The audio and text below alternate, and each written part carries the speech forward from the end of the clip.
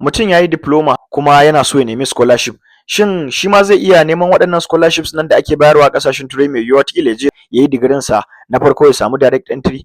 Assalamu alaikum, sunana Mustapha Sa'id, mai sharhi akan hanyoyi da ake bi wajen samun scholarship da gurare a jami'o'i mafiya tasiri a duniya. Wanda yake da diploma kamar wanda ya je ko polytechnic ko wanda ya je wani institute da haka inda ya je samo wani ɗan karatu na gaba da secondary na diploma kuma yana so ya samu scholarship, akwai hanyoyi da zai iya bi. Sai dai hanyoyi ne ba wai hanyoyi masu sauƙi sosai ba, kuma zan yi bayanin su ne kamar haka. Na farko daga cikin hanyoyin da mai shi zai iya bi shine, misali in kaman, domin ina da fahimtar cewa undergraduate scholarship za ka ga wani lokacin ana ɗan saka kaman shekaru, ana ɗan ƙayyade shekaru. To idan misali mutum ya gama diploman kuma da wuri, shekarunsa da ɗan saura, kuma diploman nan da ya je ba wai ya je diploman ba ne saboda wataƙila takardunsa na gama secondary da sauransu aka ba su da kyau, sannan jam ɗinsa ma sai a hankali bai samu ya ci jam da kyau ba, wataƙila wani dalili ne ya sa ya je shi diploma ɗin, ba wai dalilai da suke da alaƙa da kaman rashin cin jarabawa sosai ba, sannan WAEC ɗinsa komai lafiya ƙalau.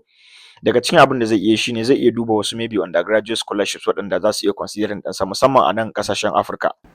Har ila yau zai kuma iya duba wasu makaranti a ƙasashen Turai da Amurka waɗanda suke iya ba da scholarship domin ƙarasa karatun undergraduate, sai ya amfani da takardarsa na diploma domin komawa Turai ya cike giɓin sauran abin da ya bari domin ya samu digiri daga ƙarshe.